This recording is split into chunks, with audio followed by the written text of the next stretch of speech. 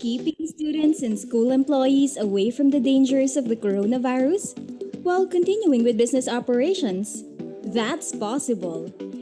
Introducing vSmart Enroll, an online enrollment system that makes enrollment faster, safer, and more convenient. With vSmart Enroll, all relevant documents can be processed and organized in the comfort of your own home. Here's what vSmart Enroll can offer. vSmart Enroll works online and it promotes a 100% paperless transaction. vSmart Enroll paves the way for an easy and streamlined enrollment setup. It is modeled after DepEd's learning information system to make sure that students' learning records are documented properly and tracked accordingly. This online enrollment system also supports the Data Privacy Act of 2012, so all your data is guaranteed safe and protected. You also don't have to worry about going out of your house to get enrolled, because with vSmart Enroll, everything can be done online within the safety of your own home. Vibal will also be with you throughout the entire enrollment journey, as we will provide consistent technical support to help you navigate smoothly through the system. vSmart Enroll is developed and designed for school administrators, registrars, students, and even for parents' use. With this highly convenient system, an hour of enrollment process can be trimmed down to 15 minutes or even less because of its easy and accessible registration and application process for parents and students.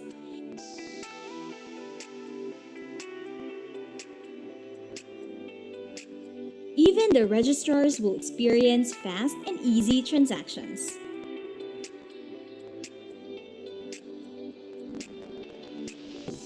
You can also subscribe to vSmart Enroll by paying through various payment channels. To subscribe to vSmart Enroll, school administrators just need to create a school account for their institution. How? Simply go to enroll.vsmart.ph, select your subscription plan, agree to the privacy policy, fill out the online registration form, and pay for subscription. Easy peasy! With this user-friendly online platform, the enrollment process can now be accomplished with just a few clicks. Start your enrollment now! Subscribe to vSmart Enroll and experience enrollment like never before.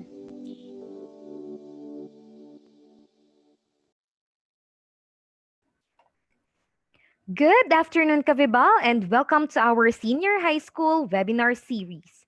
For today's discussion, our topic would be on developing learning materials for senior high school, humanities and social sciences track courses. Before we begin, take note of the following reminders. Make sure you are registered to the webinar to have your e-certificate of participation. Visit certificate.vibalgroup.com to generate your proof of attendance. Place your questions on the comment box allotted during the session, and they will be addressed by our speaker later on. Share the video using hashtag LearnAsOnePH as our official hashtag to our Vibal webinars. Experience learning ka Vibal. And now, to proceed with our session this afternoon, it is my pleasure to introduce to you our distinguished speaker. He is the current director of the Institute of Technology-Based Learning at the Jose Rizal University. He is a member of the International Society for Technology in Education and also a member of the Philippine Historical Association. He formerly taught at the I Academy as a part-time instructor and a social sciences teacher at the Assumption College and St. Scholastica's College, Manila.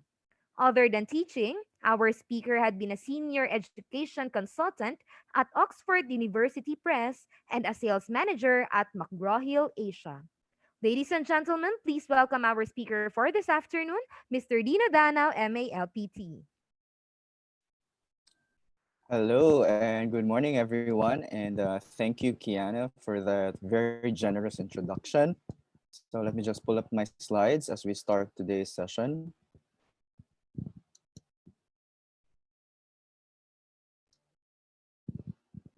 All right, I think we're good to go. Good afternoon, everyone, and good afternoon to the 3,800 viewers subscribed, no, and watching us right now through your through the Vibal Group's YouTube page. And we are very happy that you're here with us this afternoon, no, to learn, no, as a learning experience for everybody. My name again is Dino Danao. Like what Kiana mentioned, I'm currently connected with Jose Rizal University as their director for the Institute of Technology-Based Learning. For those who are not familiar with JRU, no, Rizal University is a 101-year-old institution located at Mandaluyong City in Metro Manila. Okay, JRU has been implementing technology-based instruction actually for more than a decade or more. No, even before I came in there as the director. No, um, this afternoon, our session will be focusing on instructional design, no? Particularly on creating instructional materials for the humanities and the social sciences. No? My title shows that we are in a technology-enabled environment, which again, I think everybody agrees, no? Because especially right now, we're in a special or a very different situation, no? And we are trying to maximize the use of technology.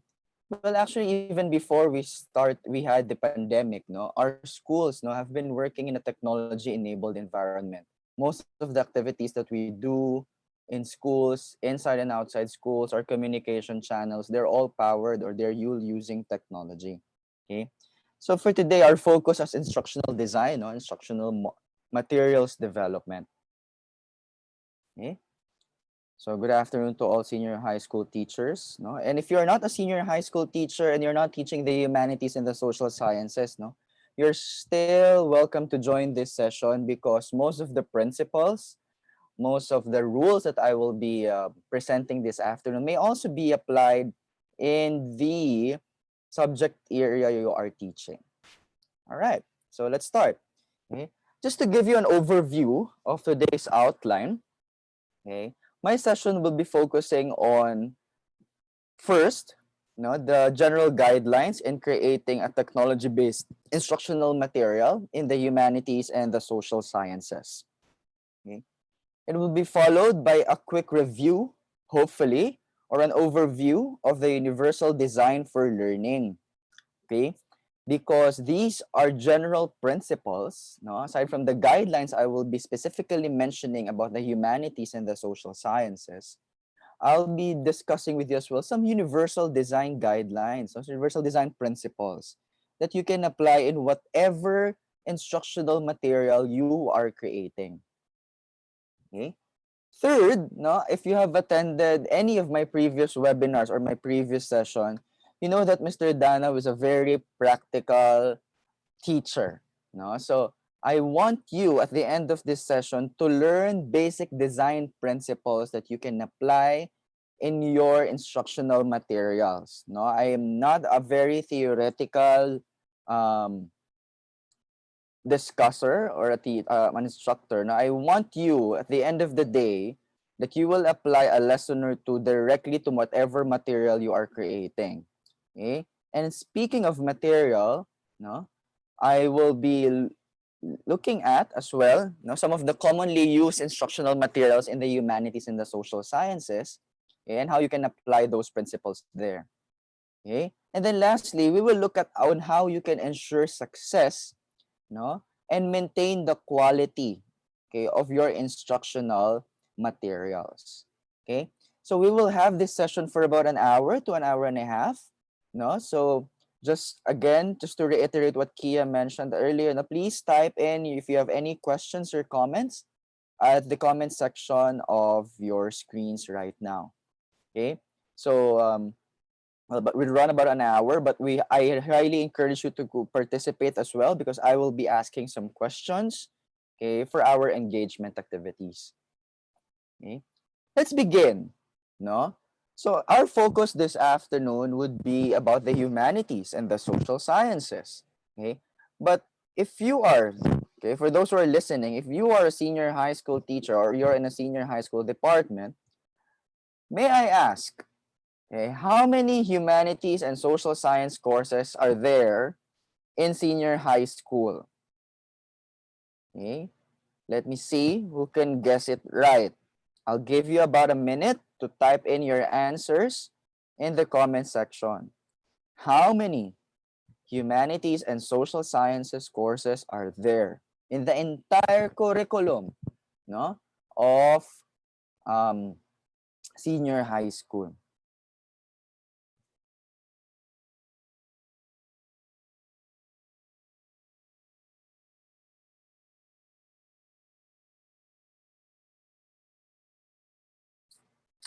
All right, so okay, keep those answers coming. I can see some of them.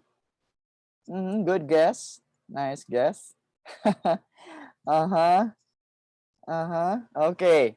The correct answer is actually there are 24. No, 24 courses in total. Okay, 24 humanities and social sciences courses. This includes the arts, humanities, no, social sciences courses. Okay. If you try to look at it, 10 of which are actually in the core. Okay, core courses. Okay, so a lot of the core courses are actually a branch, no, or a subject related to the humanities and the social sciences. Okay, five of the contextualized courses as well are handled, no, by social sciences teachers. And then obviously for the humanities and the social sciences track, there are 9 specialized courses for the humanities and the social sciences. So imagine, no, my point in showing this one. There are 24 courses, okay, in the social sciences stream, nor in the humanities or social sciences stream. Okay? And imagine how many teachers are teaching this subject.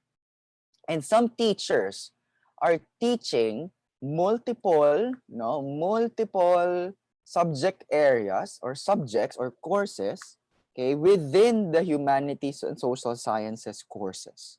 So imagine that's a lot of courses, no, all over the entire, no, or the entire senior high school curriculum.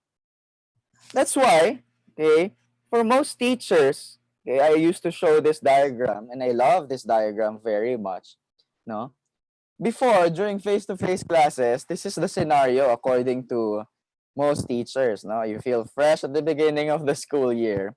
But as the school year ends, no, you already look very harassed, very stressed because of the amount of load, no, the number of courses you are teaching. Okay, so imagine that. It's a lot of courses to teach. No? Some of you are teaching more than one social science courses. You're lucky if you're teaching just one subject, no? But most of you would carry different loads. Okay, so now that we're moving to flexible learning, tell me, is this true? Okay, is this still true? Is it now reversed? Mas stressed kayo now, or you're expecting to be fresher at the end of the school year? Or this is totally false now because you're both stressed at the beginning or at the end of the year. Okay, so let me know your feedback about that. I'm very interested to know, okay, whether you are on the left side now or on the right side, or you're expecting both to be on the right side. Okay, so no, but just that because that there are several, no, actually most of the courses in the senior high school are really anchored in the humanities and the social sciences. That's how important. Now, that's how important the humanities and the social sciences in the development of a child academically. Okay, they not learn only the concepts but also the skills together with those courses, no, or what we call competencies. Okay, that is why it's very important to look at some of the instructional materials, okay, and look at how it will be designed now in a technology-based environment. So for example, okay, when I was studying, no, in elementary years, this was how instructional materials were done. Okay, or this is an example of the instructional materials being used by teachers. Okay, so ito yan, no? Yung if you remember this one, if you can remember this one, give me a shout out on that. Okay, So yung mga Manila paper, though, yung teachers are very creative with this one. They decorate it. Yung iba nilalagyan pa ng mga plastic, no, covers, and then may mga nilalagay in between for the English subjects. Okay? And then eventually, instructional technology moved from that to this, yung slides. Okay? I think which is the predecessor again or the ancestor of the early projector that we have right now. And then when I started teaching, in 2008, so I've been teaching for more than a decade now, okay, we were still using this as a form of technology. And the instructional material we have to prepare during the time are obviously the acetates. Okay? The acetates, no? So in the earlier times of the acetates, you still have to write on it. But in the latter times, you can already start printing it with using a printer.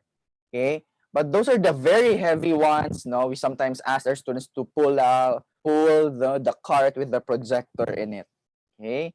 And then, in terms of managing the instructional materials, okay, we were using this one before. No, I remember when I was in first year college, no, we are still using this one, the floppy disk. No? And the floppy disk could only contain 128 MB. Imagine that's only, I think, 2-page Microsoft Word document without any photos, just pure text. So imagine that, no? So for those teachers who, again, reached this stage, you're very lucky because we were able to experience that, okay? What else? And then from flash drives, from flash disks, to this one, to compact disks, rewritable. Okay? So rewritable, it's compact disks, and it's now a little bit bigger. The storage is becoming bigger. And then eventually we move to the flash drives. Okay, the flash drives right now, you can have it as 1 terabyte, 2 terabytes. No, but the early flash drives, I remember again, the first flash drive I had was only 128 MB.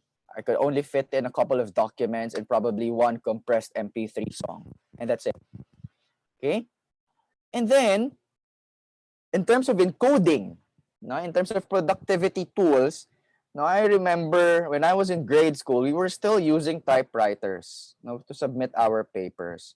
I know some teachers, they even use the typewriter to type in their thesis. So I can just imagine the hardship of those students, during that time that they were writing their whole thesis using a typewriter.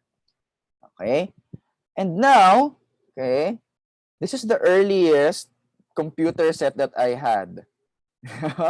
I think this was a very boxy type, very heavy computer, makes a lot of noise, and hangs all of the time. Okay, so my point in showing this one is that these were the earliest forms of technology, instructional technology. And out of this instructional technology, we can create a bunch or a lot of instructional materials. But obviously today, our forms of instructional technology already has changed and modernized. You have your laptop computers, you have your web cameras, you have your audio, no? But for those students, because we are in a flexible learning environment right now, run by technology, okay, do not think that if you still have these materials, you cannot use this anymore for your classes. Okay, this can still be very good instructional technology, okay, or could be a way for you to create instructional materials to use and maximize whatever technology you have right now. Okay, that's my first point. Okay, so technology-based instructional materials, okay, to begin, are not quick remedies. Hindi siya madali ang solusyon in our problems right now that we're moving to our emergency remote teaching. Okay? Rather, our instructional materials should be our tool, a part of our toolbox. No, it's a toolbox that when we open it, we can use all of these instructional materials in whatever scenario they are in whatever situation they are in, to still meet, and help our students with their needs. Okay, so that's how we should see instructional materials now. in a technology-enabled environment. Now, don't think of it as a solution. The worst thing that you can think of is that these instructional materials can replace you as teachers. That's a major no-no in instructional design in a technology-enabled environment. Now, these materials will never replace you, okay? And these materials will not be quick remedies, okay? So that's my first point, okay? Instructional materials in a flexible learning environment, now particularly, for you who are teaching in the humanities and the social sciences, this one is a very good mix. Why? Because most of the instructional materials we had in the previous school year, okay, can still be used in this new remote instruction. No? We're just putting it now, some digital instruction, but still you can use these instructional materials that you have created in the face-to-face classes. Okay? But I do not suggest that you use it as it is. Okay? Probably you can put more tweaks, no, make some changes, no, and that is why we're here this afternoon to give you some guidelines on how you can make it more appropriate in a technology-enabled environment, no, for your flexible learning classes. But again, please know that you can still reuse whatever instructional materials you have created before. For example, your PowerPoint slides can be converted to an online module. Your documents, their supplementary guides can still be used, okay, as an instructional material in technology-enabled environment. Textbooks are still a very important instructional materials during the time. That's why Vibal, no, is hosting these types of webinars, because they also want you to look at instructional materials as something that you can still apply, and use even during this time. Those previous materials that you have created or used previously. Okay. So let's look at the HUMSS advantage. Okay. Okay, or your advantage or our advantage. So I'm also teaching in the humanities and the social sciences. No, although I'm a full-time administrator in the university, I still request, for a faculty or a teaching load. I'm teaching usually 2 sections in the senior high school for the humanities and the social sciences track. Okay, and this is what I see, as an advantage for us, in this track when we create our instructional material. So these are just some guidelines, the first part of our agenda. Effective technology-based instructional materials in the humanities and the social sciences should meet at least these requirements. Okay. First, okay, your IMs in the humanities and the social sciences should promote meaningful learning of the social sciences or the humanities. Okay. How can you do this? Okay. These instructional materials must be useful. No? The learnings that they have should contain learnings that they could use in and outside of the school. Okay? What else? It should capitalize on technology, okay, for deep and rich information environment. Okay? We're very lucky in the humanities and the social sciences because there are several websites, there are several tools really prepared for us. No? It is very easy for us now to create, these instructional materials because technology is now present. So therefore, we should guide our students on how we can make them, okay, go to the internet, for example, and make their learnings meaningful because they all have the information there. That's why, for example, if you're teaching media and information literacy, which is very timely and very relevant right now with the ABS-CBN shutdown issue, for example, there are a bunch of information out there. So we should capitalize on the use of technology, the use of the internet or news articles in the internet to enrich our discussions. Okay? What else? Okay? Whenever we try to introduce a new concept, okay, instructional materials should paint the big picture. Look at connections. Look at how it can be connected to real life scenarios. And that is our advantage as the humanities and the social sciences, because compared to the hard sciences, say for example, chemistry, biology, and physics, they may learn the concepts and the topics, but for example, for atoms, they may not be able to appreciate yet atoms until they see it in action. Okay? But in us in the social sciences, so that's our advantage because students can see, feel, no, and understand the concepts easily because they can already have a grasp of it using the internet, no, and the concepts or their experiences. Okay? Also, the humanities and the social sciences, it is our advantage because we can easily integrate it, no, in multiple disciplines. Okay?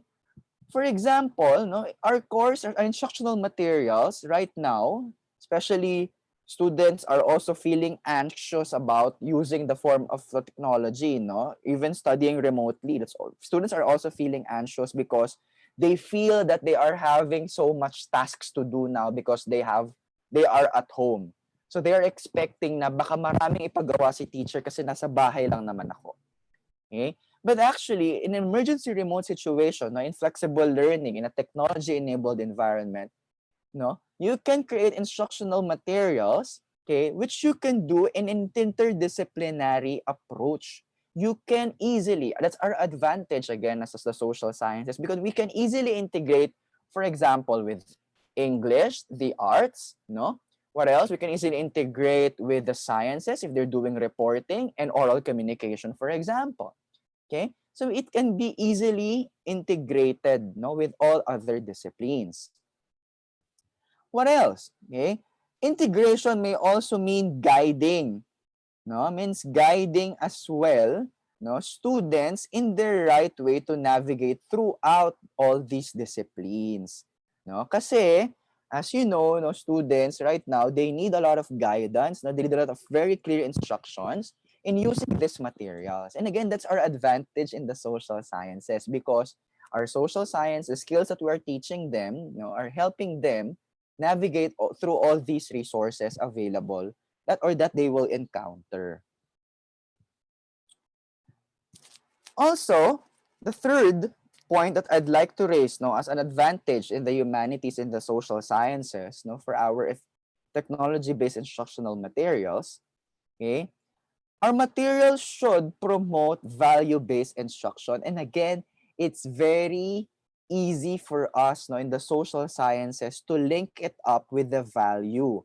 Why? For example, we can easily create instructional materials to assess, no, the implications in terms of ethics and policy making. Okay? Because that's what we teach in class. Okay? What else? We teach them sensitivity to the issues and they can react to it, make some judgments out of it, and make some decisions out of it. Okay?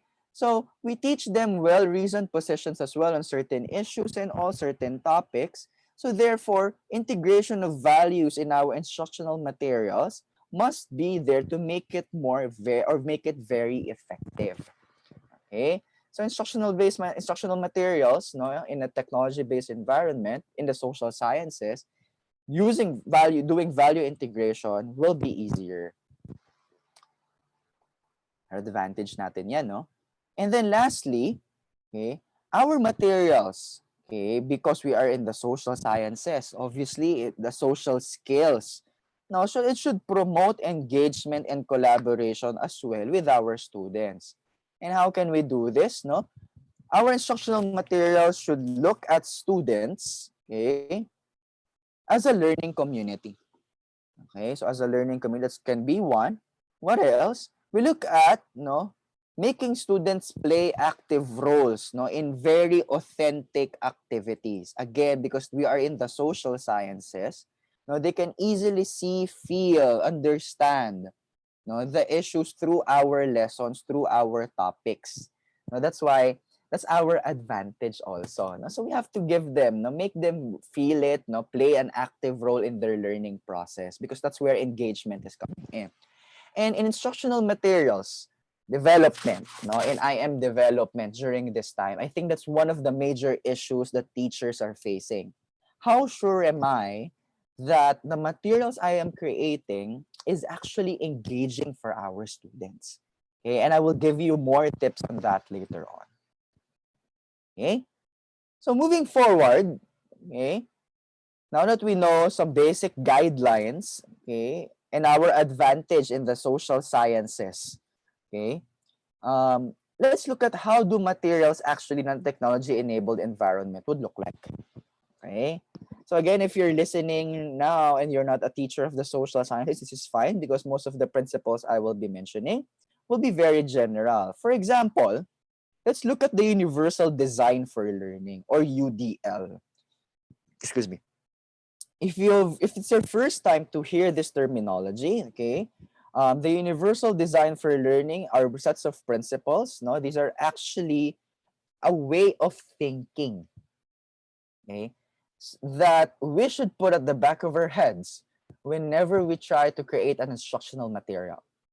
Yeah, so very important yan, no? Because it's a, from the term itself, no, it's the universal design.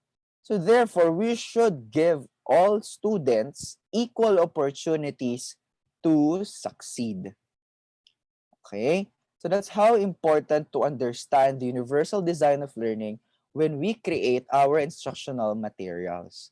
So now that you know our advantage, let's look at the universal design. So whatever materials you're creating, PowerPoint, document, recording ba siya, audio recording ba siya, discussion board ba siya, vlog ba siya, you can apply all these principles.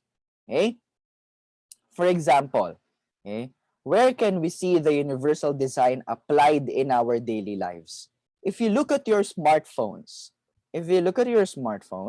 no, there are sets of settings, no, options in your smartphones, whether you're using iOS or Android, where you see accessibility. Okay, why was this placed in the design of the smartphones? Because again, there are certain people, certain individuals who cannot, who may have a different experience when using the smartphone. So for example, the accessibility option would have options for enlarging the font size or changing the colors. I know in iOS, you can switch the colors, especially for those who are color blind. Okay? Yung voice over, for example, for those who are having really bad eyesight but a very good hearing, that's an application of the universal design. Another application, sliding doors in most of the buildings that are available right now. Traditional doors were built and designed, no, to have the doorknob. How about for those people, no, who do not have hands? Okay? Or okay, sitting on a wheelchair, okay, and must push themselves towards the entrance of the building. So that's an application of the universal design, because with the sliding doors, anybody or everybody can now enter the building without a hassle. And lastly, this one, okay, the use of subtitles actually is an application of the universal design, because it provides opportunities, diba? For example, you love watching your Korean novellas, no? How can you understand the Korean novellas if they don't have the subtitles? Okay? That's an example of an application of the universal design. No? Subtitles were created to allow more or a bigger audience to access your material. Okay? So that's how in general, in a nutshell, universal design is. But let's look at the principles and how can we apply it to schools. Okay? So there are three basic principles. Okay, three basic principles in the universal design of learning. And again, you can apply this to any material you are creating. First, representations. Okay, what do we mean by representation? Your material, your instructional material, should offer information in more than one format.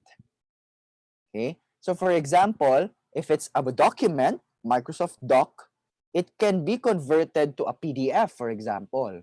Or for those who really have no internet connection, your material should also have an offline version, no, or a print version. Okay? So for example, no, look at textbooks. Textbook is an example of an instructional material. Okay? Textbooks are now converted to audiobooks. Okay? And then now it's a visual storybook. I know some books of Vibal already have artificial intelligence pa, no? Meron pang mga 3D and all. So they're available in more than one format. Okay? So that's an example of the application of universal design of learning in the materials you are creating. So therefore, teachers no, of the social sciences, your material should be available in more than one format. Okay? Action and expression. It should allow students to interact more than one way with that material. Hindi pwedeng, no, very centralized or very fixed lang yung interaction with that material.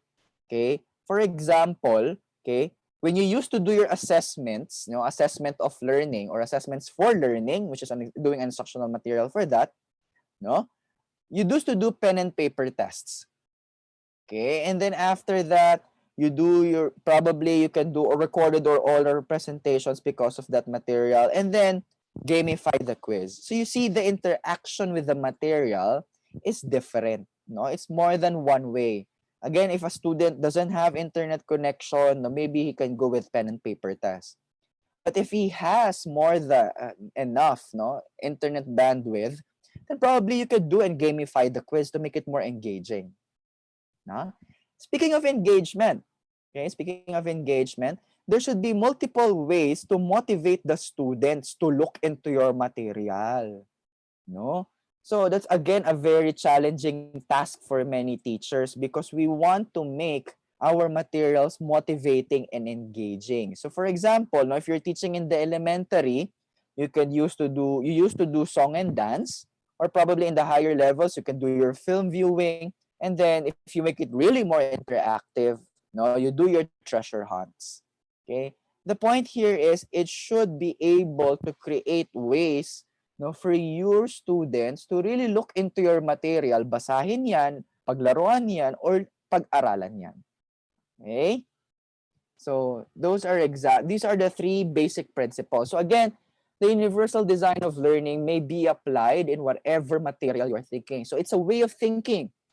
Now put it at the back of your head. Now when I create the material, wait, is this material available and can be made into more than one format? Pwede ba to maging engaging for the kids in more than one way? Okay, so look at it that way. Okay. How do I start designing my technology-enabled materials? Okay, so this is, I think, the core of our discussion. Now, let's have a survey of the most commonly used instructional materials in the humanities and the social sciences. Okay, my first tip, okay, to all teachers, when you start designing your materials, make sure you are following or you have adopted an instructional design model or an instructional design framework.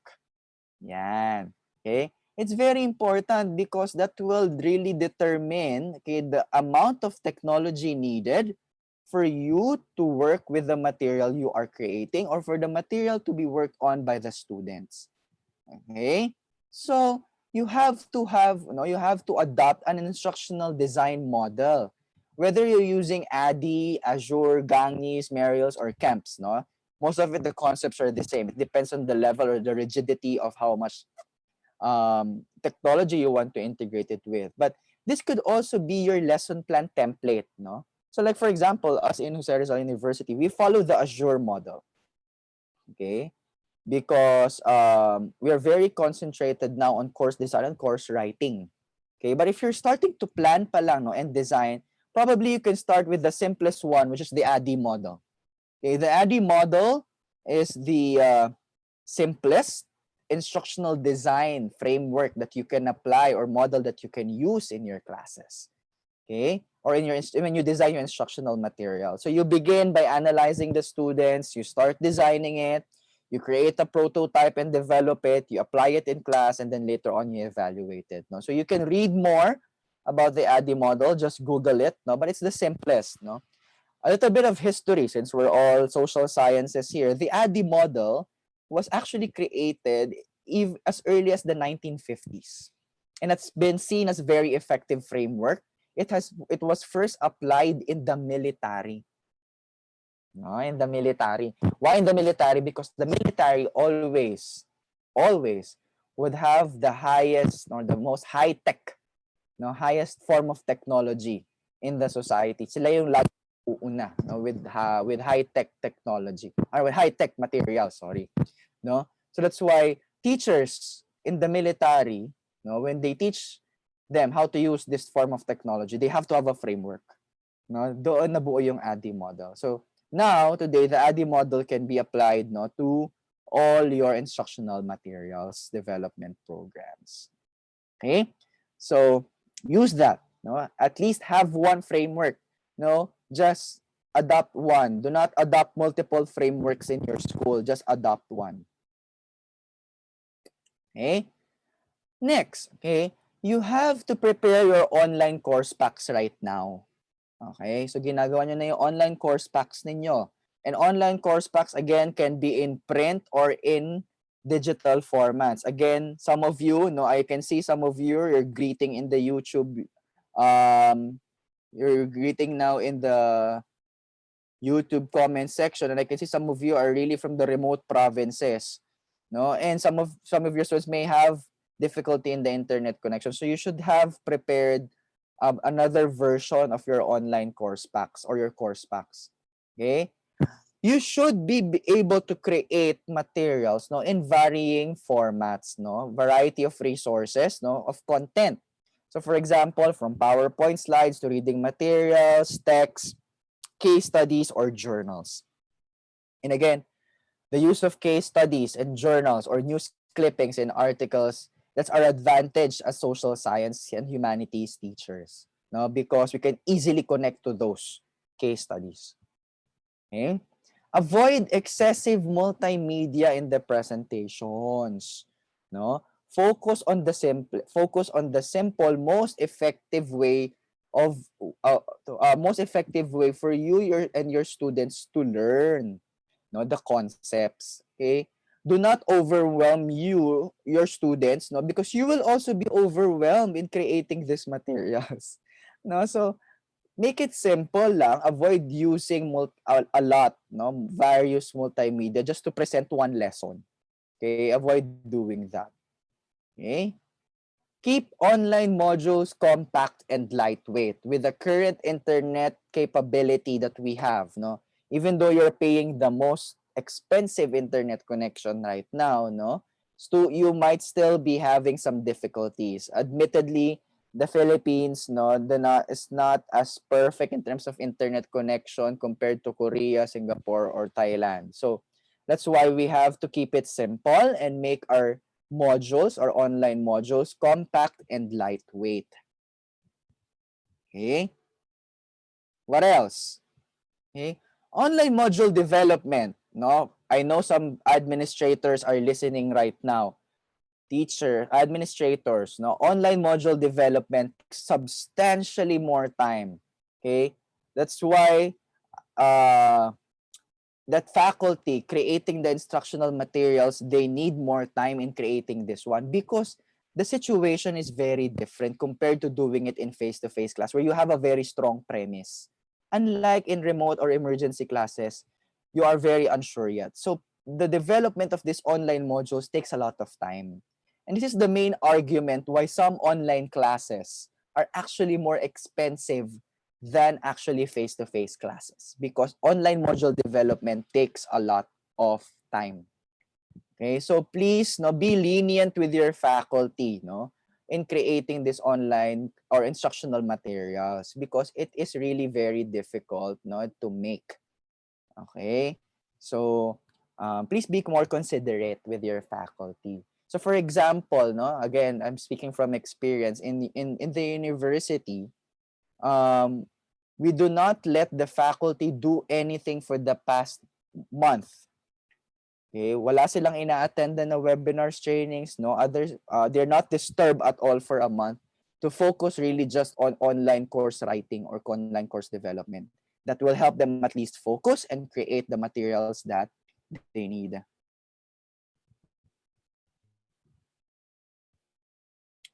Okay, I also would like to share this diagram. No, this diagram is very helpful because when you create your instructional materials, no, it will guide you at least, no, to what type you can actually create. So for example, in the red and yellow boxes where the internet connection or the bandwidth is very high, you can at least do the most high level, which is of course doing recordings or videos, no, or live videos. Okay, it's depending on whether you're doing synchronous or high level or high immediacy or low immediacy, hindi naman ganun ka-immediate, no? Or you can do recordings, or if you can do it anytime, anywhere.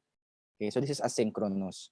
Okay. However, for students, no, who have very low or intermittent or very unstable internet connections, you can also create instructional materials, no, technology-based instructional materials, even though they are low bandwidth. So, for example, readings with text and images lang muna, or even email the materials, no, or email, and the material, your instructions can be done through email, because email only takes about 32 kbps, no, it's very light.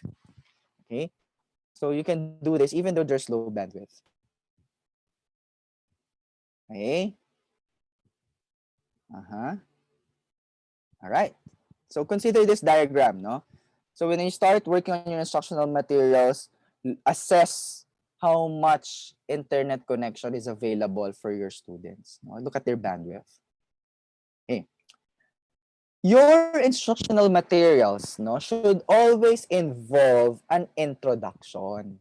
Okay, this is or set of instructions. This is what I always impress on my teachers, because the assumption here is that most of the time the students are working on their own or with their parents. So therefore, your introductions will really guide them, no? Will really create a pathway on how they can work with their online materials. Okay? So do not forget to introduce yourself. Okay? Nakakalimutan yan ng most of the faculty. Especially in the elementary level, it's very important to introduce who you are as their teacher. Okay? You can also introduce the topic. What is it all about? Okay? What will you be discussing in today's session? Okay? Always list down the objectives. Okay? Or if you are doing, say for example, a webinar or an online class like this one, okay, you should give your participants or your students a session outline. Okay? Again, this will give some guidance to whoever is facilitating the learning at home, whether it's a student or the parent. Okay? Also, provide them the rationale. Okay? Lalo na mga bata ngayon, no, very philosopher sila. So, why am I learning this? So, you have to tell them, okay? Today you are learning a concept, or today you will be learning a skill, or at the end of this lesson, you will learn a certain competence. Okay? Competency, very important yan for senior high school teachers, no? Because after they graduate, they are measured based on these competencies, no, in senior high school. So you have to tell them, no, the competencies that they will be able to earn or learn, okay, or they can apply after learning this one. Your introduction should also contain the schedule and duration. Give them a timeline. Okay? So for example, this reading material about the introduction to world religions will take you about 30 minutes. Okay? So for example, applied social sciences, you will learn the definition of social sciences for about 30 minutes. So you have to give them a schedule or a duration. How much is the expected time for them to finish that material? It sets their limits as well. It sets the expectations as well of the students. Okay? Give them your house rules. No, I think this is very particular to doing live sessions, synchronous sessions like this one. No, so for example, your please mute your audio when we're doing the webinars or the recordings. No, so this is an example of an instructional technology, instructional material. So set them your house rules, or maybe give them your grading policies already at this time. Okay. For example, no, very helpful for you teachers, no, as you prepare your introductions, please make the K-12 MELCs, the most essential learning competencies, handy. Meaning it should be with you all the time. Okay, make this as your bread and butter, make this as your milk and your water, or your coffee. Okay, make this as your guide when creating your introduction.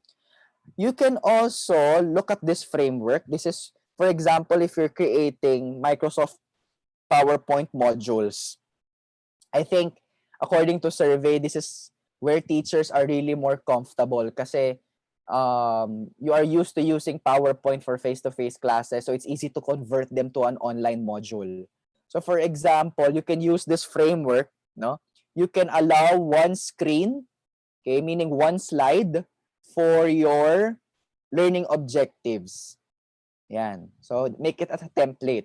One slide for your learning objectives, 1 to 3 slides for your introduction, okay? 4 to 25 slides or screens for your content, and then one slide for your summary. That's it, not more than that. Okay? If you total this one, this will be about 25, 28, 29, about 30 slides. If you are putting 1 minute per slide, that's already 30 minutes. And according to research, no, students facing the computer learning a concept or learning a class, okay, they can only do that for about 30 minutes to 1 hour.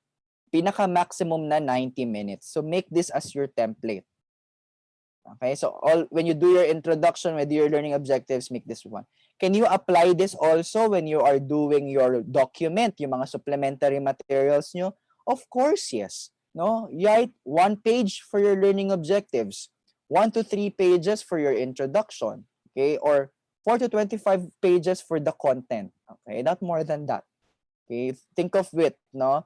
Research says 30 minutes to 60 minutes or 1 hour. Okay. I also encourage everyone, no? I've been in most of the webinars I've been doing and facilitating, no? I've been highly encouraging you to examine the Bloom's digital taxonomy. The Bloom's digital taxonomy is also very handy and very helpful for you, not only for your planning but also for your assessments. Okay, because again, we're doing assessment of learning or assessment for learning, no, or assessment as learning.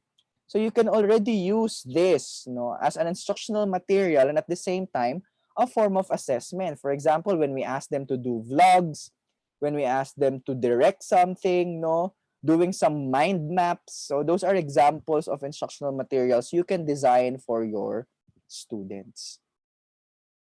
Okay? Engagement. So again, like what I mentioned earlier, no, engagement is one of the major issues. No? So how can we increase engagement?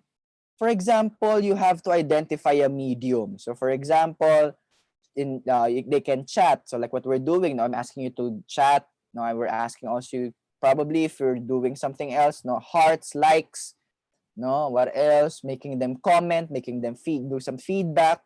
You can also probe or ask questions. That's also a very good way to engage the students. No? So please ask questions. Comprehension questions are also very important. No? For another one would be advantage again for the social sciences, no? Because students can easily connect, no, and how can they apply concepts in practical situations or practical scenarios or connect them with their experiences. Okay, that's a form of engagement. So always, no, do not make the concepts in the social sciences to be very high level. Apply it down to the level of the students where they can relate. And that's our advantage kasi nga humanities and social sciences tayo. It makes us, all of our concepts that we are teaching makes them human. No? So connect them to their daily lives, make it practical. So that's an example of ways you can engage them. Okay? Ask them comments, ask them feedback. That is also a good way to engage them. Or as simple as asking them to summarize something.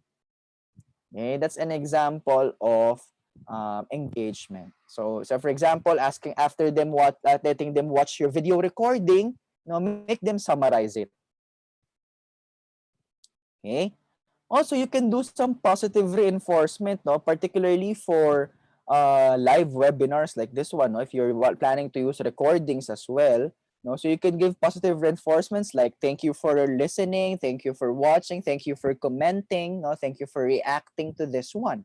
Okay, so that's an example of positive reinforcements. Or for example, if they submit the material or they gave you feedback timely, thank you for your timely feedback. Okay. Examples of questions. No, I'm using discussion boards as an example because in the social sciences, according to most studies, discussion boards are seen to be very effective. So these are examples of questions that you can ask when you create discussion boards, especially if you're tackling a specific social issue, no, or a specific phenomenon, or for example, a concept in history or in political science or in economics, no, discussion boards are very effective. So these are sample questions. Okay.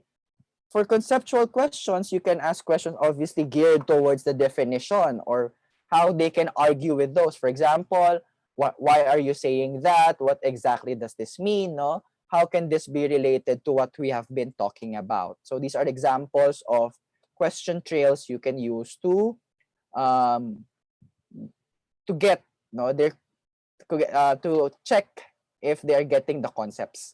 Okay. Questions may also be probing assumptions. So for examples, what else could we assume? No? How did you choose those assumptions? Or how can you verify or disprove that assumption? Or as simple as, what would happen if? Okay, so that's an example of probing assumptions. So we get students to think about their beliefs. Kasi nga social sciences tayo, so it's very important that we look at their belief system, no, their value system. So you can do a lot of probing assumptions. Okay. What else? You can also do some probing rationale, reasons or evidence, which again is part of the earlier guidelines I mentioned. For example, ask them, why is that happening? How do you know this? Can you give me an example? Or what do you think causes? Yeah, di ba? Yung cause and effect, those are very important questions, no, that we ask our students in our social sciences. And it's, again, it's our advantage. Okay, questioning their viewpoints. Oh, sorry, correct typo error. Questioning their viewpoints. For example, what are some alternative ways of looking at it? Who benefits from it? How are X and Y similar? Okay, so these are examples. And I tell you, when you ask these examples, when you ask these questions, this can be very engaging for them because it makes them think and makes them apply the concepts. Okay. Implications and consequences, for example, then what would happen if? Okay, what are the consequences of that assumption? Okay, so we get students to think about what follows from their arguments. So halimbawa, I'm a student arguing this one about a certain issue, what would happen if? No? So you ask that, you somehow tickle their critical thinking, no? Medyo kilitiin nyo sila on that part. Also argue with them. And lastly, question about the question. What was the point of asking that question? Yeah, especially if you're teaching in the humanities, no, in the arts. For example, if you're teaching readings in the social sciences or readings, no, oral communication. So those are examples of questions about the questions. What was the point of saying that? No? So what about asking that question? Why do you think I asked that question? Yeah. So very important. All right. So here are some examples, no? Teachers, I know you love everything that is free. Explore Padlet or Flipgrid.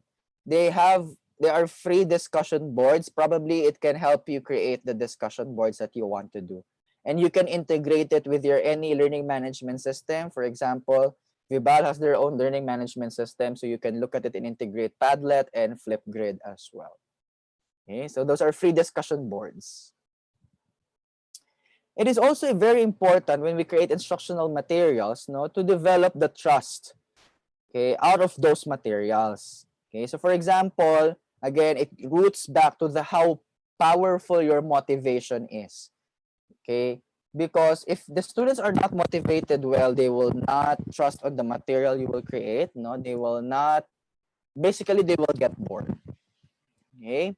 Use of varying tone can also create trust. So, example, you're doing a web recording. You recorded your lecture.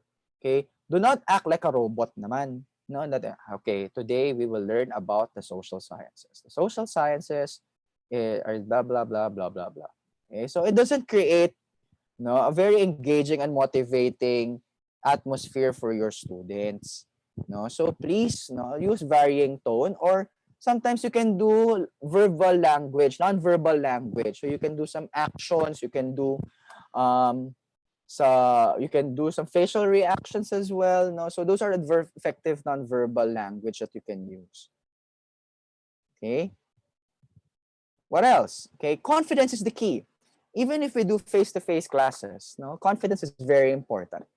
Okay, so that's why if you recorded your lesson or session, for example, the students must feel that you are also confident with what you're telling.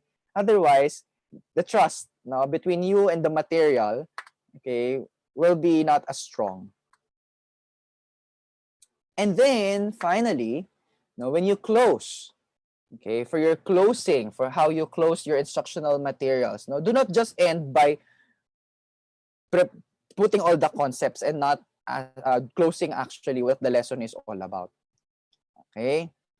For example, you can ask them to, you need to summarize key points. No, so please, when you do your instructional materials, you must summarize the key points.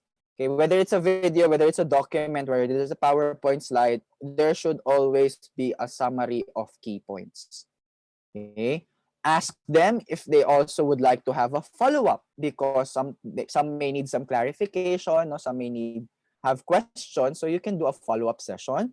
Okay, ask for their future expectations. Remember, in the ADDIE model, the E there is for evaluate. So that will give you some data on what they want to see in the next module.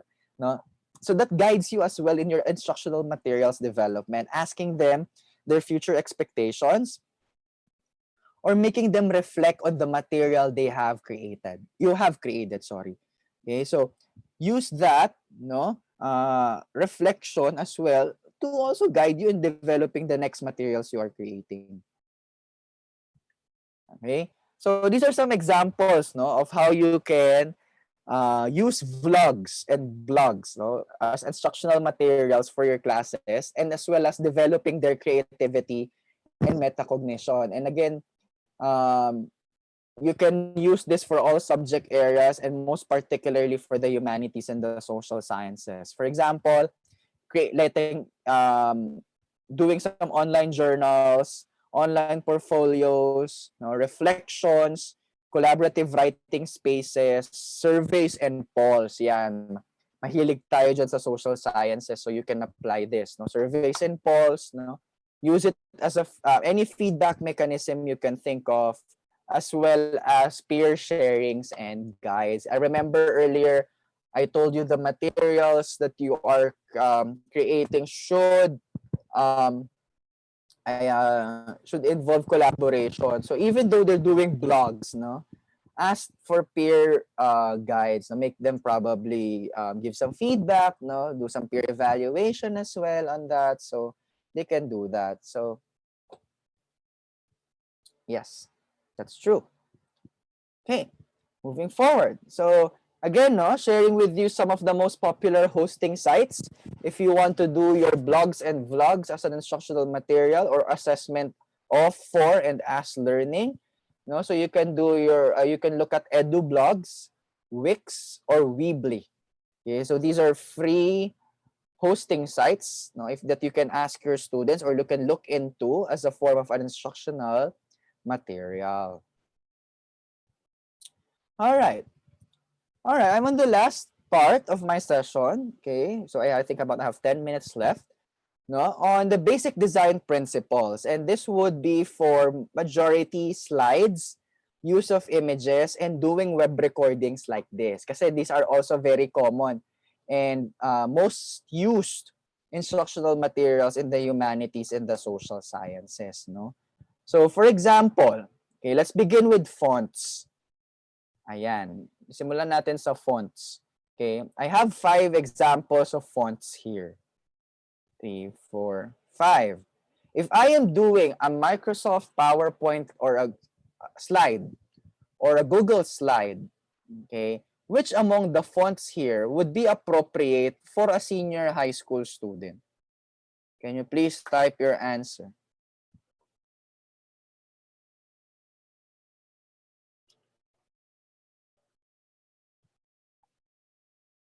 Oh, I can see some people watching from Masbate. I'm from Masbate, so hello hello sa mga Masbateños.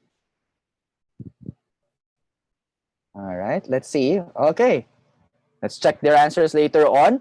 How about font size? Which do you think is appropriate to be used as a font size in your PowerPoint slides or Google Slides or any slides you are working on. Okay. Okay, I can see those answers coming now.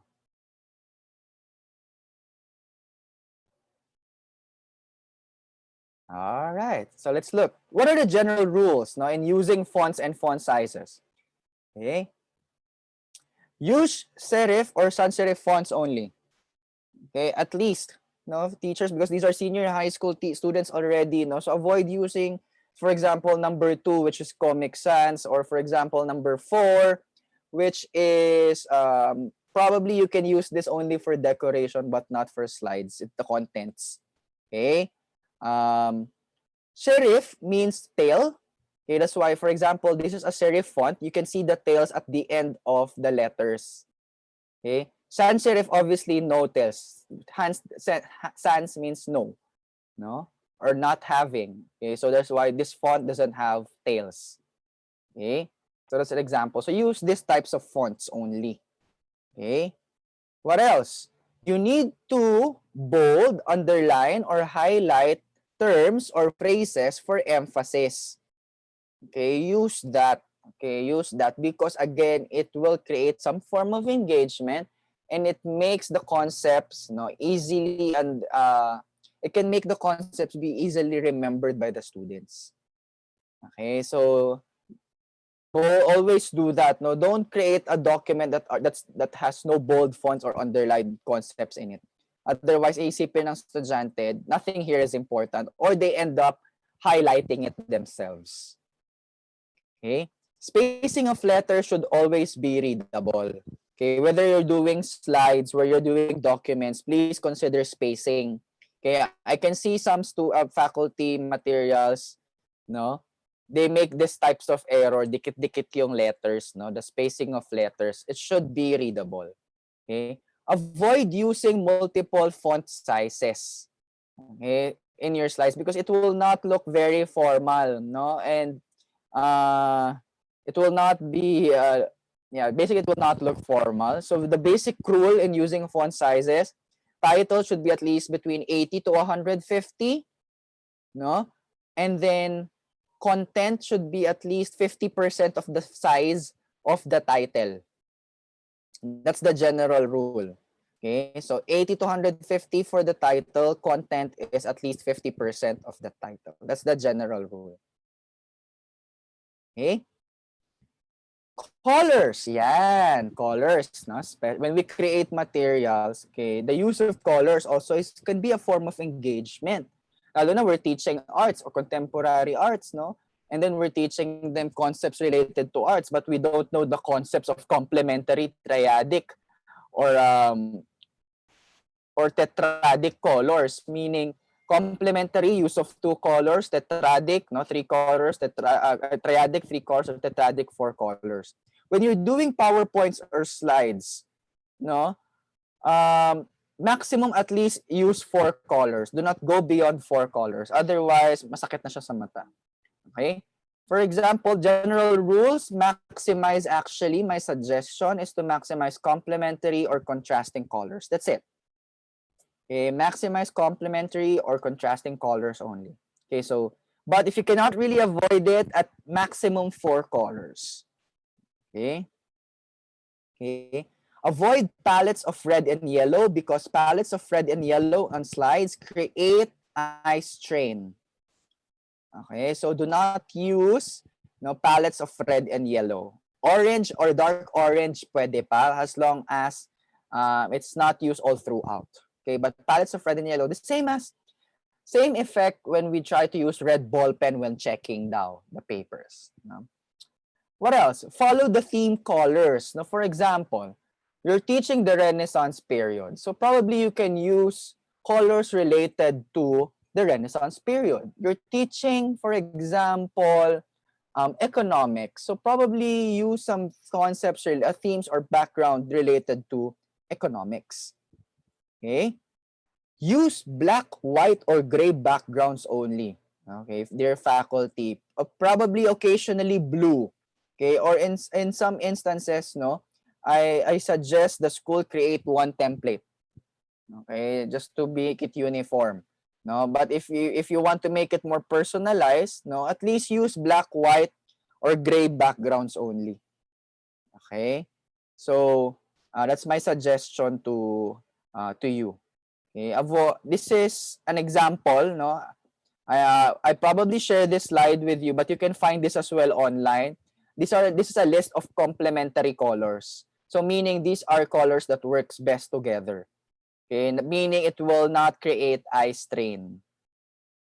Okay, so these are examples, okay, of complementary colors. This is an example of what you should not do. Again, this is an example of what you should not do. Try staring at the screen for 3 or maybe for 10 seconds, and definitely you will have eye strain. Imagine if all your slides will have something like this. So this is a no nightmare for the students. Okay.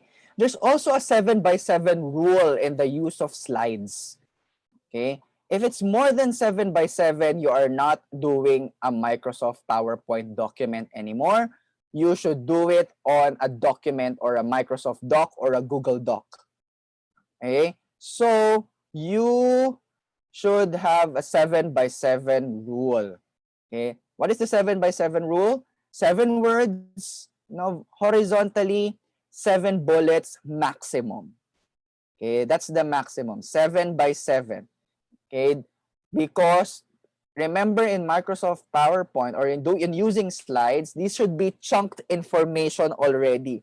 You are not putting the whole document in it. So this is an example of what you should not do. Okay, copying and pasting an entire web page inside your Microsoft PowerPoint slide. Instead, link that Power web page and send it to the students rather than putting it in a slide. Okay, so do not forget the 7x7 rule. This is true also, teachers, if you are in the future, you're doing some seminars or webinars, so please, okay, follow the 7x7 rule so that your participants, your audience, okay, can clearly see your slides. Okay. General rules in the use of images. Okay, especially we're teaching arts and the humanities. Some of our pictures, ay mga galing pa sa archives and all. But remember, the use of images should be just decorative or supplemental only. Okay, so to supplement the ideas you're teaching. Do not let the images that you are using get that attention from the content. It should be either decorative or supplement. If you're using it as a content, so for example, you're teaching contemporary arts and all, make sure that you are discussing that content, that image, that picture. Okay? You are only required or maximum to use, okay, you are required, okay, or maximum number of images to use, 1 to 2 images only per slide. Okay? Do not go beyond 2 images, otherwise their slide will look very cluttered. Okay, and if it's too cluttered, again, it has a psychological effect from the students and it will not look very good. Okay, balance. Okay, so always place pictures in the right position. My trick for this one is when you look at your tool, if you're using, for example, Microsoft Word, turn on the grid in the view section because it will tell you the right position of if it's balanced up and down, left and right of the images. Avoid using pixelated or watermarked photos, dear teachers, because it creates an impression na hindi kayo gumawa ng effort in looking for those pictures. Okay? So please, avoid using pixelated or watermarked photos. Okay? Pagtatawanan kasi kayo ng mga estudyante with that. Okay? Charts and tables should be placed on a separate slide. Do not put your actual content and then a chart on it. Okay? Paghiwalayan nyo po yan. Okay? Because charts and tables deserve their own space for their specific interpretation. no? So it should not have the content actually together with it.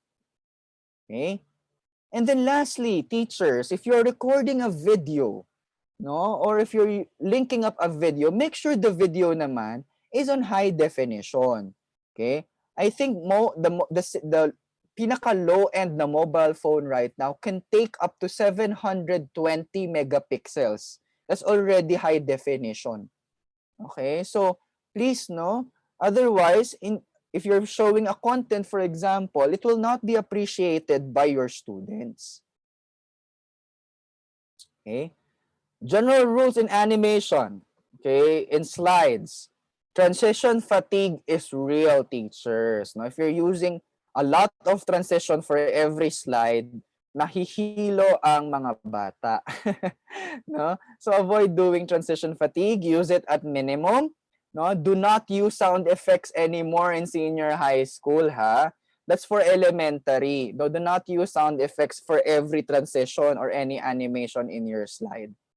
Okay, I observed one class before, no, when I was still outside, no, when I was still in the publishing industry. Senior high school class, gumagamit pa ng sound effects si teacher ng clapping or yung sumasabog and all. It's not very formal. Natatawa na lang yung mga estudyante.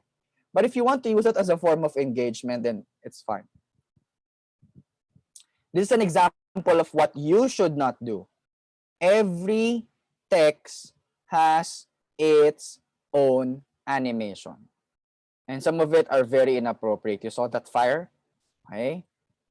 Another example. Every slide would have different transition. See? Nakakahilo. Okay, so don't do that. Lastly, when you're doing synchronous web recordings, or if you want to record your lecture, these are some of the things you should consider. Okay? Logistical wise, no? Logistical preparation, always mention again, do your introduction, set your objectives, what will be your outline, and what are the topics that you will be covering. So for example, when we started this session, I mentioned to you what will be the outline and what will be the topic, because again, it sets the expectations of the audience. So alam niyo from the beginning what we'll be covering for the day. Okay? Finalize the date and time with your students. Otherwise, if you're doing synchronous discussion, they might, for example, miss your lectures. Okay? Also, give them your timetable. No, I mentioned this one earlier also in the introduction. No, set your timetable. So like what I mentioned earlier, this session will run for about an hour to an hour and a half. Okay, so that's an example. Identify your learning space. So are you using the learning management system like what Vival has, for example? Are you using Zoom? Are you using Google Hangouts? Are you using Microsoft Teams? That's your online learning space. So you should identify those to your students. Are you watching the video via YouTube or any other streaming, platforms out there? Okay. And then, of course, prepare your materials that you will be using. Are you using a laptop? Are you using a mobile phone? No, I know some teachers right now, ang investment nila hindi na sa shoes, hindi na sa belt, hindi na sa magandang damit. They're investing right now on heavy-duty headphones. I know some teachers are also investing on ring lights na nga, no? Yung mga ring light para daw malinaw when they see themselves when the students see themselves in the camera, no? So that's an example of materials that you need to prepare. Also, when you record yourself or you do live recordings or live sessions, you have to consider also who are they, who are these students, how many will these students be in your audience, and always consider their prior knowledge, teachers, so baka kasi you're recording something and then they already know it. So sayang lang. Okay? What else? Some personal preparations for you, consider a location that is neat, and at least very formal. Okay? Wag naman, for example, yung magulo yung likod, or other. I saw some people, ang recording nila, may mga naglalarong bata sa likod, or maingay. Okay, so consider a good place or a good location in your home. So you're doing it in your home. Okay. Clothes to wear, teachers. That's very also important. Don't come in naman to your online class wearing your sandals or your tank tops. Okay, so I know some schools, their policy, they still require the teachers to wear their school uniform when they're doing their online classes. No, or at least this frame na nakikita ng bata should at least be formal. Kahit siguro naka-shorts ka na sa baba or naka-chinelas, but at least the screen that they see, they should look at least it's formal. Because again, this is a learning session, a formal learning session. Okay? Also, no, a personal tip for everybody, practice delivery or do your dry runs always. Okay, don't come in into the online class or to your recordings na hindi nyo na-practice. Otherwise, no, if you're doing asynchronous recordings, ulit kayo ng ulit, mali kayo ng mali. Okay? That's why my tip when you do your recordings, no, for all HUMSS teachers out there, no, do not make it beyond 30 minutes also. Kasi if there are errors, you can easily edit it out. Okay? And you may want to ask feedback as well from the previous teachers. Okay? Because again, they're meeting multiple teachers, no, at the same time, maybe that teacher has some tricks, no, some strategies he or she uses. You can also use that and apply it in your class. Okay. Okay. All right, so some popular, again, sharing with you some popular free recording tools if you plan to use this one in your classes. For example, EasyVid and Animoto is used for your video recordings. Now, very nice effects meant really for educators. Also, Powtune, no? And if you want to do audio naman, audio recording, again, to save bandwidth or yung mga mahihina yung internet connection, there's a website called Anchor. If you're familiar with Spotify or Apple Music, it's this one. Anchor naman is hosting podcasts or audio recordings. No, so you can share the audio recording of your lecture to your students, and it's hosting for free. All of these are free as well. So you can use this for your classes, put it in your learning management system, and share it with your students. All right, so last point, how can we ensure success in our delivery of instructional materials? Again, I always want to highlight the importance of leaders. Now, so if you're a department chair or a principal listening to us right now, have your shared vision, enable or please create professional learning communities for the culture of collaboration to be created. Okay, again, we study the universal design for learning. Make sure that we are meeting all types of students and we are all helping them to succeed depending on how much bandwidth they have or when or where they want to access those materials. Okay? Accessibility as well, no? It should be open to all types of learners. Don't create materials only specific to just one type of learner. Remember, learners right now have multiple intelligences. They have all different skills and sets, no? So make sure it's accessible to everybody. Okay? Interoperability, make sure that all the materials you are doing should be working properly.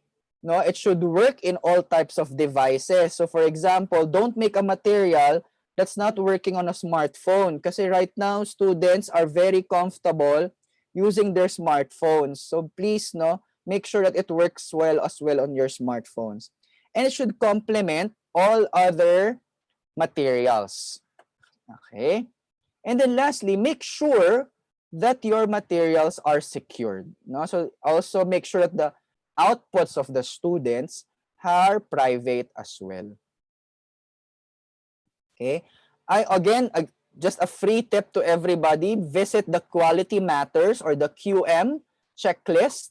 Okay, you can go ahead and Google this one. Okay, the Quality Matters checklist provides you a more detailed discussion or a checklist, no? A checklist of what you need to prepare and when you create your instructional materials for a technology-enabled environment. Okay, so whatever I have discussed this afternoon, you can get more out of this checklist. Okay. So just to end this session, no, and again, thank you very much for sticking with me for the rest of the 1 hour and 25 minutes that I have been talking. So can you please type it down in the chat box? What are the 3 new things that you have learned from today's session? I'll be very interested to know.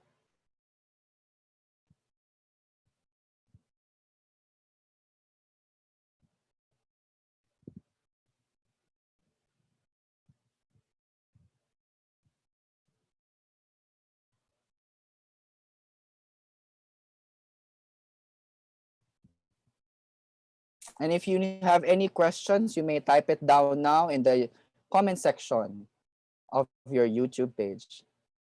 Thank you very much for your feedback. I really appreciate it. I'm glad you enjoyed the session.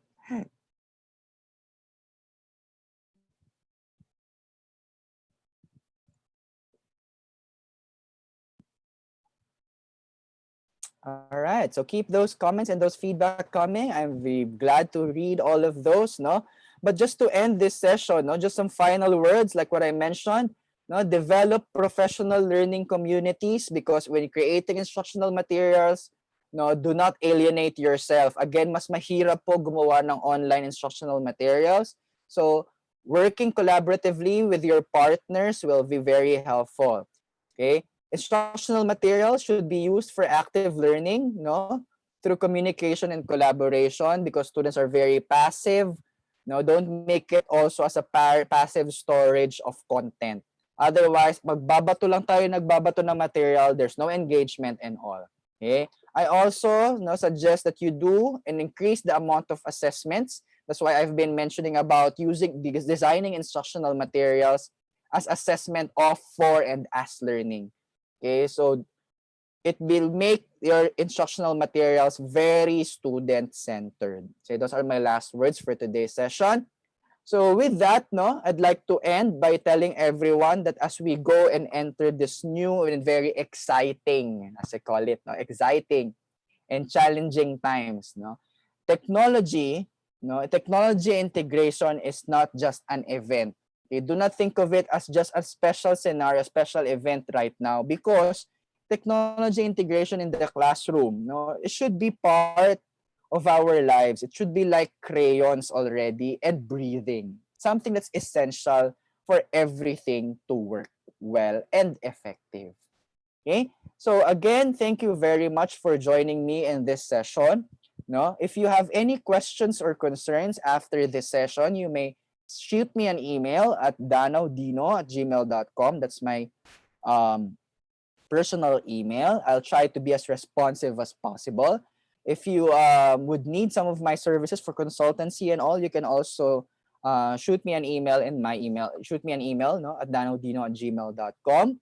Other questions, concerns, your slides, so the PowerPoint slides will be shared with you by the Vibal group. Okay, so don't worry about that. You will have a copy of my slides. All right. So again, thank you very much, and I hope you enjoyed this afternoon session, no? And good luck in creating your instructional materials, no? And saludo ko sa mga nagtuturo ng humanities and the social sciences because, you know, we are as important as the so hard sciences, especially at this very trying and challenging times. Okay, so mga kadugo kong social scientists out there, no? So good luck to everyone. And I hope I was able to help you, design your instructional material. So thank you very much. Kia, back over to you. Thank you very much po, Sir Dino, for this very insightful session that you had with us. Indeed po, this is a new learning for everybody as stated by most of our viewers. Then, sir, in behalf of Vibal Group Incorporated, we would like to thank you for this session this afternoon. We hope to see you, sir, again some other time. And of course, to all our Kavibal viewers, we hope to see you as well to our webinar tomorrow, the last session for the Senior High School webinar series. Muli po, magandang araw sa ating lahat at maraming salamat.